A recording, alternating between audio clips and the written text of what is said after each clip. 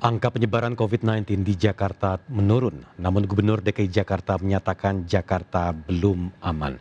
Positivity rate di Jakarta masih di angka 13% atau di atas ambang batas yang ditetapkan WHO, yaitu di bawah angka 5%.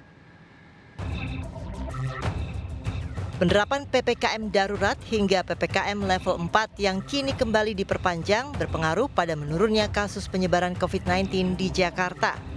Sebelumnya Pemprov DKI Jakarta menyebutkan tambahan kasus harian COVID-19 di Jakarta terus menurun. Dari sebelumnya mencapai 12.000 kasus lebih pada 15 Juli, turun menjadi 1.601 kasus per hari dalam 24 jam terakhir. Tingkat keterisian rumah sakit juga mulai menurun menjadi 70%.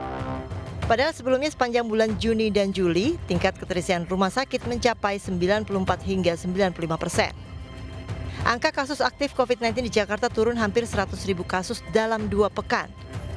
Setelah sempat menembus 130.000 kasus aktif pada 16 Juli lalu, angka kasus aktif kini turun menjadi 17.859 kasus pada 31 Juli 2021.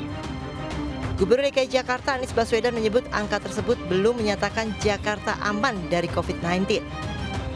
Ini lantaran tingkat positivity rate COVID-19 masih di angka 13% atau di atas ambang batas yang ditetapkan WHO, yaitu kurang dari 5%. Selama 1 bulan kita menjalankan pembatasan mobilitas, kita sudah lihat dampaknya. Kasus aktif turun dari puncaknya 113.000, sekarang menjadi 16.000. Rumah sakit mulai berkurang jumlah pasien. Karena itu saya minta pada semuanya, mari kita tuntaskan. Jangan berhenti di sini dan merasa sudah aman. Karena faktanya setiap hari masih ada 2.000 sampai 3.000 orang baru yang terpapar COVID. Dengan perpanjangan PPKM level 4, Anies berharap angka positivity rate dapat turun hingga 5%. Ini agar sejumlah sektor kegiatan dapat perlahan kembali dibuka.